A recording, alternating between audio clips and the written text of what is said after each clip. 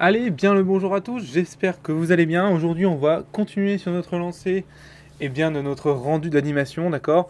Rappelez-vous, la fois dernière, on a fait l'animatique 3D, donc on a exporté nos caméras en ce qu'on appelle des Playblast et on les a montées dans Premiere Pro. On a d'ailleurs vu que il y avait une caméra qui ne servirait pas, ce serait la caméra numéro 2 de mémoire.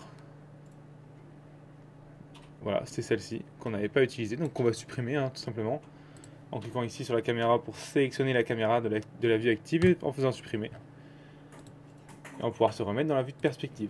D'accord. Donc avant de commencer ce cours, j'aimerais vous rappeler qu'en allant sur le site officiel de motion-live.com, d'accord, vous, dans la section formation, ici à gauche, vous pouvez accéder à tous les cours entièrement et gratuitement de la formation Motion Live. Donc tous les cours sont rangés par logiciel, comme vous pouvez le voir ici. Et dans ce rangement, vous allez avoir une playlist qui, elle, va contenir simplement de tous les cours. Allez, tous les cours dans l'ordre d'une production classique en fait. Mais le plus intéressant dans tout ça, c'est de pouvoir vous abonner, d'accord. Ça reste totalement gratuit. Ça va vous permettre de recevoir par email en avant-première tous les cours qui vont sortir, ce qui va permettre de ne rien rater et de tout comprendre.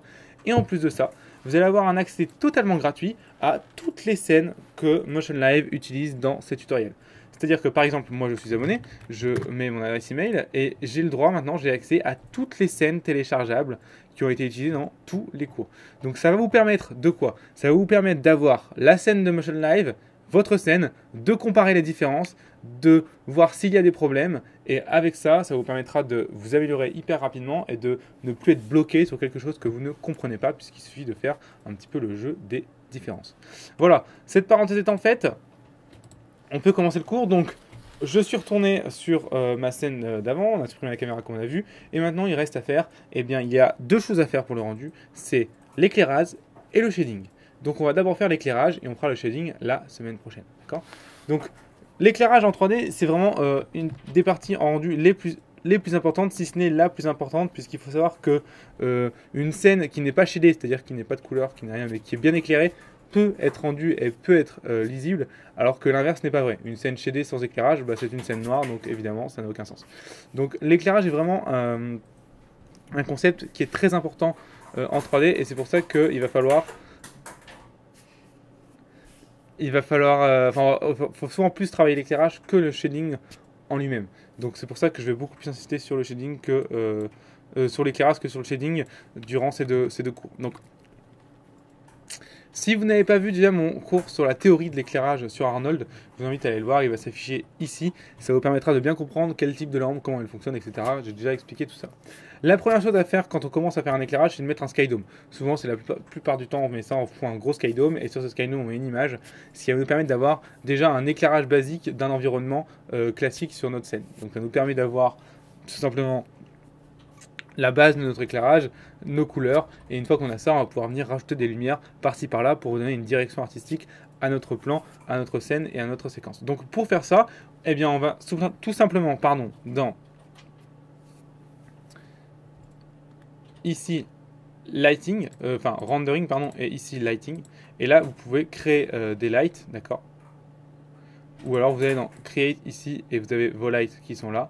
Ou encore mieux, vous pouvez, si vous le souhaitez, aller dans Arnold directement. Alors là, je vois que mon plugin d'Arnold n'est pas chargé, donc je vais aller le charger. Je ne sais pas pourquoi il me le décharge à chaque fois. Donc si vous le déchargez à chaque fois, vous n'hésitez pas à cocher autoload.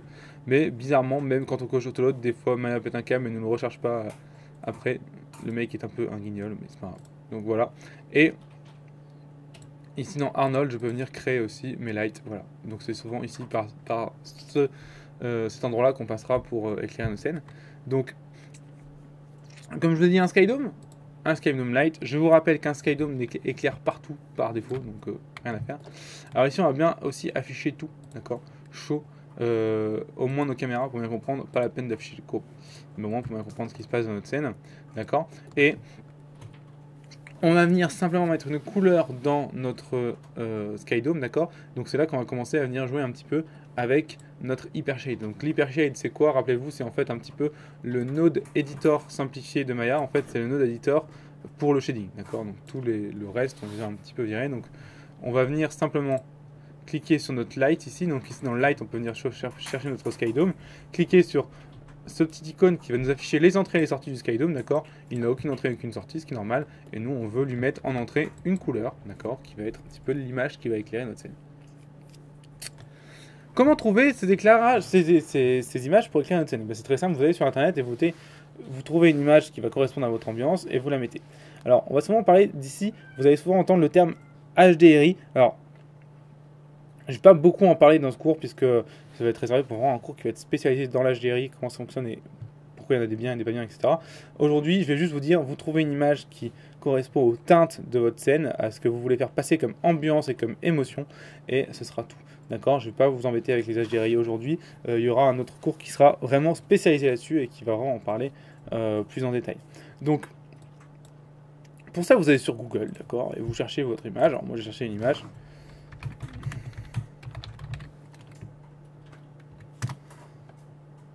Voilà, par exemple, cette image ici, je trouve qu'elle correspond pas mal à l'ambiance que je fais marcher, passer à l'ambiance lumineuse.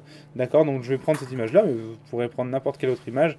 Donc je me suis inspiré du jeu Alien Isolation, puisque de toute façon on parle d'Alien, donc c'était assez cohérent. Donc je vais juste enregistrer l'image, simplement. Et je vais l'appeler HDRI, tout simplement, pour vous dire que c'est l'HDRI qui va être sur mon SkyDome, mais j'aurais pu l'appeler n'importe quand. N'importe comment, on s'en fout royalement. Vous allez simplement venir la glisser dans votre Hypershade. Donc pour ça, c'est globalement assez simple. Vous chopez votre image, d'accord, moi elle est là, et vous venez la glisser ici dans votre Hypershade.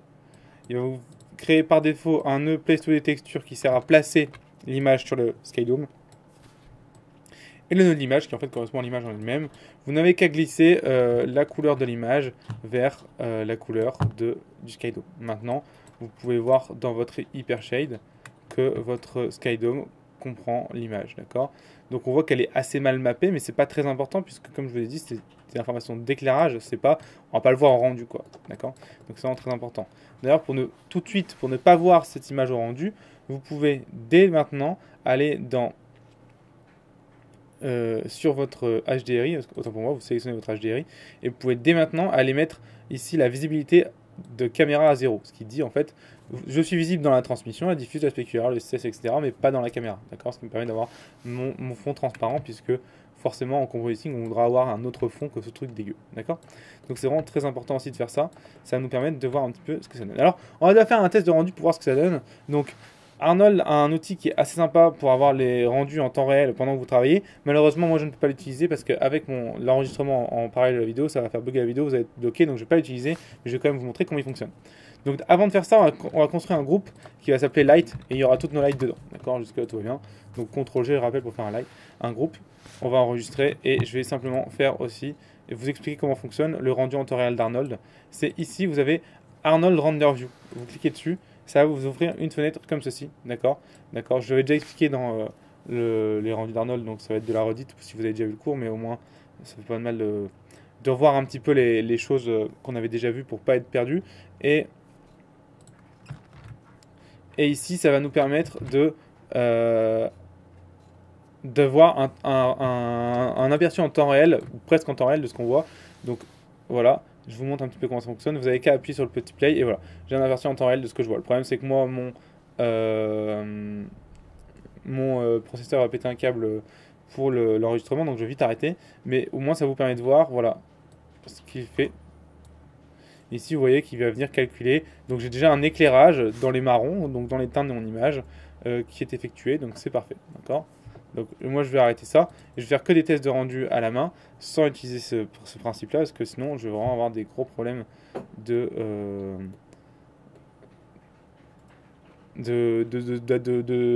fluidité pour le stream et vous en tant que spectateur vous allez être embêté.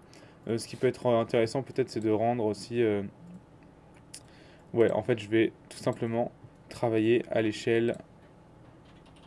Oh, ce que je vais faire, ouais, pour que ce soit possible pour vous, je vais travailler à une échelle beaucoup plus petite dans cette fenêtre-là. Donc pour faire ça, c'est très simple. Je vais simplement aller dans Test Résolution ici et me mettre à 25%. Comme ça, voilà. Au moins, moi, c'est beaucoup plus rapide et vous n'aurez pas de problème de latence de votre côté, donc ce sera parfait. Donc voilà. Donc voilà, pour arrêter le rendu en temps réel, il vous suffit d'appuyer sur le petit carré ici. Comme ça, il ne va pas rendre au fur et à mesure. Donc, maintenant qu'on a ça, on va venir créer notre autres lights, puisque là, globalement, on manque quand même énormément d'ambiance sur notre image.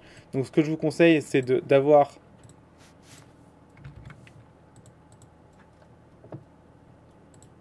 votre vue de caméra 1 par exemple et de dire bah voilà, c'est ma caméra 1, comment je light mon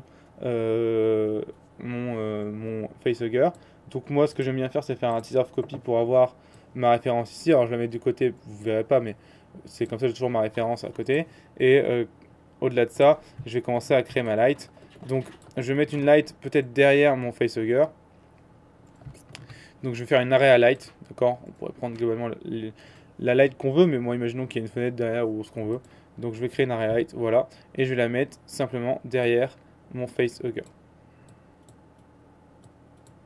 D'accord. Donc en rendu, les lights ne sont pas visibles par la caméra, d'accord. Seulement le Skydome est visible dans la caméra, c'est pour ça qu'on le désactive, mais sinon une light de base n'est pas visible dans la caméra. Donc c'est vraiment très pratique parce que ça nous permet d'avoir on peut mettre la light dans l'axe de la caméra, on n'aura pas un carré blanc comme dans certains autres moteurs de rendu. Hop, bon, je vais mettre assez petite pour avoir une ombre. Donc je rappelle, les area light, plus elles sont grandes, plus les ombres sont diffuses, plus elles sont petites, plus les ombres sont dures. Donc je vais mettre assez petit pour avoir des nombres assez durs pour mettre une espèce de backlight sur sa tête. Hop, voilà, on va commencer sur une light comme ça. Donc ici pour voir un petit peu ce que ça donne, comment je fais. Je vais dans mon rendu, je fais play ici, mais sauf qu'au lieu d'avoir ça, parce que là ça ne me sert à rien d'avoir ça, je vais pas dans Pers plus Shape, mais dans la caméra une shape, et là je vois ce que ça donne, d'accord. Donc je vois par exemple que ma light ici est beaucoup trop basse, donc je vais la monter, d'accord. Et je vais aussi la sortir de l'axe pour ne pas avoir l'espèce de trace que j'avais sur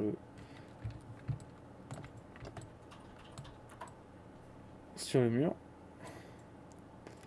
Voilà, et je vais venir un petit peu pousser son intensité à cette light. Donc je vais venir mettre une exposure, pardon, pas d'intensité, hein, touchez toujours à l'exposure. C'est beaucoup plus, l'exposure est beaucoup plus, on va dire, le paramètre est plus juste physiquement que l'intensité, puisqu'il augmente exponentiellement comme une vraie lumière, alors que l'intensité augmente de manière linéaire, ce qui n'est pas vrai pour une lumière dans le monde réel. Donc je vais mettre 10 par exemple. Voilà, là on commence à avoir quelque chose qui est globalement assez intéressant. D'accord. Ce qui m'embête, c'est qu'on voit encore cette ligne sur le sol. Donc qu'est-ce que je vais faire? Je vais simplement reculer ma lumière. Hein. On va pas s'embêter jusqu'à ce que je sois plus embêté par ça.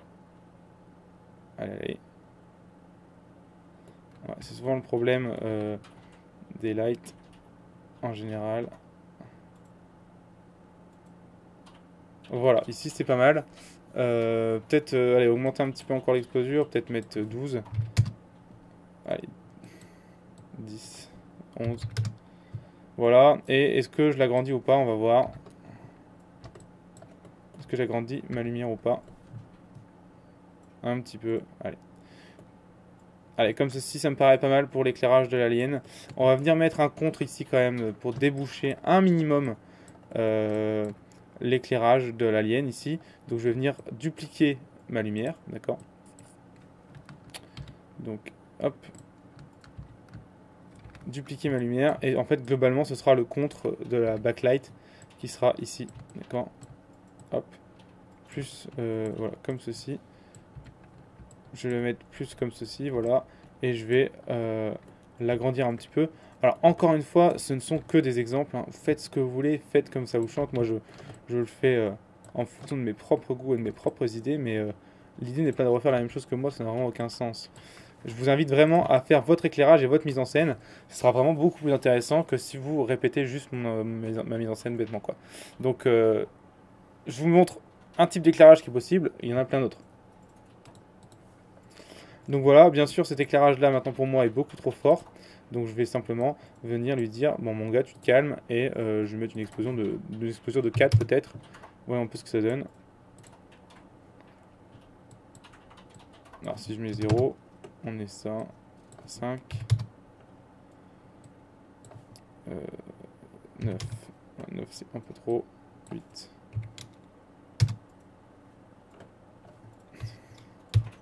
Voilà, je vais mettre 7, 7 c'est pas mal. Et voilà, pour l'éclairage de l'alien ici, en premier plan, on serait sur quelque chose de ce type-là. Voyons un petit peu ce qu'on va faire pour le plan numéro 2. Donc, plan numéro 2. Alors, bien sûr, je ne fais pas un éclairage par plan. Ça, c'est la connerie à pas faire. De faire un éclairage par plan, c'est ingérable parce qu'en fait, si vous faites ça, déjà, vous allez avoir un montage avec des éclairages incohérents, ce qui va être un peu relou. Mais le pire, c'est qu'un rendre, ça va être super chiant parce qu'à chaque fois que vous allez rendre, vous allez devoir afficher vos lights par plan, etc., etc. Et c'est un enfer. Alors, c'est possible si vous faites un peu de script et de code, mais si vous en faites pas, bah, c'est juste la mort à faire ça à la main. Donc, moi, je vous conseille vraiment d'avoir un éclairage cohérent pour toute votre scène. Donc, ce qui fait que ces éclairages-là, moi, vont rester présents pour la scène. Et donc, quand je dis que je change de plan, par exemple le plan 3, ça veut dire seulement juste rajouter des lights ou modifier des lights déjà existantes pour qu'elles marchent pour tous les plans. D'accord? Donc, c'est vraiment très important de travailler comme ça.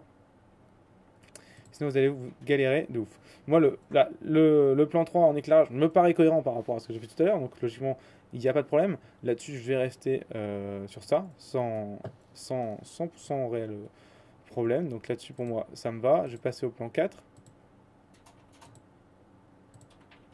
qui est celui-ci. Voilà. Et là, le plan 4, par contre, j'ai envie de rajouter une light derrière le personnage pour lui faire une petite backlight. Parce que là, pour moi, le personnage est relativement mal éclairé. Donc, je vais venir rajouter une petite backlight. Donc, ici, je vais venir seulement glisser. Enfin, je vais mettre.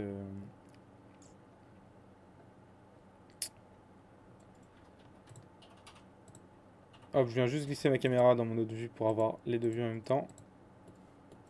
Voilà. Et je vais venir ici créer une autre ARA light derrière mon personnage pour venir vraiment le détourer. Malgré le fait que mon personnage soit relativement assez moche. Mais là n'est pas la question. Donc je vais venir reprendre cette light ici. Et je vais venir en vue de 7.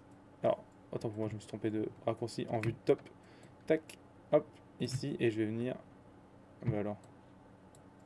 Voilà. Et je vais venir la dupliquer. Et la mettre ici. Tac. Tac. Et la mettre beaucoup plus haute que l'autre. Donc on sera plutôt pas là. D'accord. Voyons un petit peu ce que ça donne.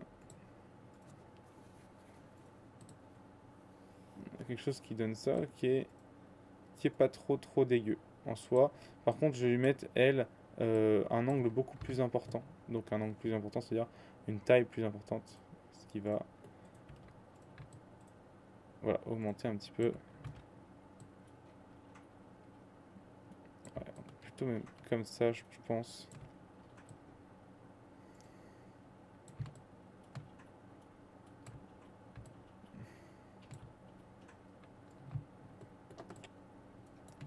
Moi, je vais venir faire ça comme ça. Et la reculer un petit peu pour éviter cette grosse ligne au sol encore. Pas très esthétique. Non, même comme ça, on pourrait dire que derrière, c'est dans l'ombre. Non, ça fonctionne comme ça. Très bien. Alors, par contre, vous vous en doutez, le problème, c'est que là, j'ai rééclairé toute ma scène, ce qui fait que si je prends le plan 1, je perds carrément l'éclairage que j'avais sur la ligne, qui était vachement plus intéressant que ça. Donc, comment faire pour avoir deux éclairages différents, mais sans justement se galérer à avoir, comme j'ai dit, des éclairages par light. En fait, c'est super simple. En fait, il suffit de dire que cette light va s'animer, l'intensité de cette lumière va s'animer en fonction de l'animation. C'est-à-dire que globalement, dans notre rendu, la lumière ici est intéressante. Enfin, la lumière est intéressante seulement quand on voit le personnage. Donc à partir du moment où l'alien se met à sauter, d'accord. Donc elle pourrait s'éclairer à partir de là, d'accord, à partir de cette séquence-là. Ce qui fait qu'on aura quand même pas de galère en rendu et pourtant on peut se permettre d'avoir un éclairage qui lui est incohérent, d'accord. Donc pour ça, comment je fais? Tout simplement, ici, j'ai l'exposure. J'ai qu'à lui mettre 0. D'accord? Donc, elle n'éclaire pas. Et je viens l'animer. D'accord? Donc, je vais l'animer ici. À partir du moment où elle commence à sauter. Donc, je mets une clic droit à cette key. Hop. Et voilà. Au moment où elle saute, c'est la totale. 11.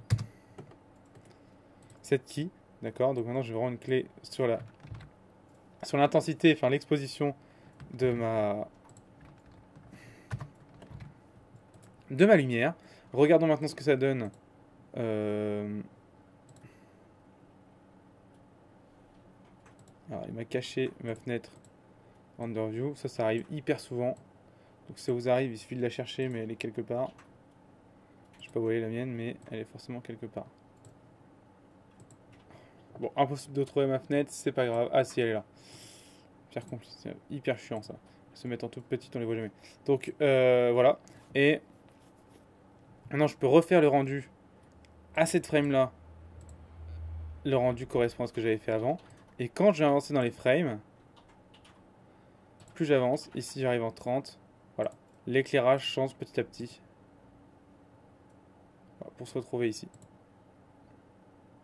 D'accord, bon, pour se retrouver sur cette image là, avec un éclairage qui est beaucoup plus cohérent pour mon personnage.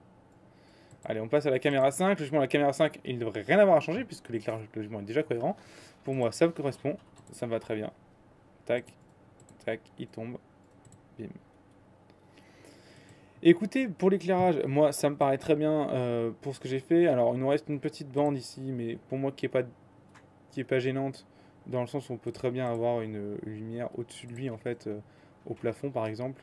Donc, ça ne gêne pour moi en rien. La light qu'il y a sur la bande qu'il y a sur le sol, ici ne gêne en rien. Contrairement à l'alien tout à l'heure où ça gênait, je trouvais là, pour moi, ça gêne pas. Donc c'est pas grave. Dans tous les cas, on va agrandir un petit peu le plan derrière parce que sinon c'est un peu bizarre, mais ça on verra ça la semaine prochaine. Donc sinon, globalement, l'éclairage me correspond et me convient. J'espère que voilà, ce cours vous aura appris des choses et vous aura expliqué comment mettre en place vos lumières. Attention, je répète que vos lumières ne doivent pas s'adapter en fonction de vos caméras. C'est hyper important. Si vous faites ça, vous allez vraiment passer 2 à 4 fois plus de temps à lighter votre scène et au risque en plus d'avoir derrière au rendu des éclairages qui sont incohérents. Donc vraiment c'est l'enfer de ne pas travailler comme ça. Donc je vous conseille vraiment de lighter une séquence plutôt que de lighter des plans. D'accord? C'est vraiment très très important. Allez, dernière chose à faire avant qu'on se quitte, c'est juste de mettre nos lumières dans des groupes. Donc on prend toutes nos area light, notre light, on fait CTRL G, on fait P et maintenant nos lights sont bien dans notre groupe light. D'accord? Donc comme ça, on a un truc qui est cohérent, on a un truc qui est bien. Maintenant qu'on a ça, on pourra se permettre la semaine prochaine de commencer à regarder un petit peu le shading. Et donc ça, je vous attends la semaine prochaine. Je vous dis du bon courage. J'espère que vous avez apprécié ce cours. J'espère qu'il vous a appris beaucoup de choses, ou peut-être peu de choses, peut-être même pas du tout. Mais en tout cas, j'espère que vous allez pouvoir vous amuser avec. Dans tous les cas, je rappelle que si vous êtes abonné, si vous ne l'êtes pas, abonnez-vous. Vous allez pouvoir accéder à cette scène en téléchargement gratuit, ce qui va vous permettre de pouvoir comparer avec votre scène à vous, de voir si vous avez des erreurs ou des différences, et de voir et de pouvoir corriger vos problèmes le plus facilement possible. Voilà, je vous souhaite du bon courage, amusez-vous bien, et je vous dis à la semaine prochaine. Bye.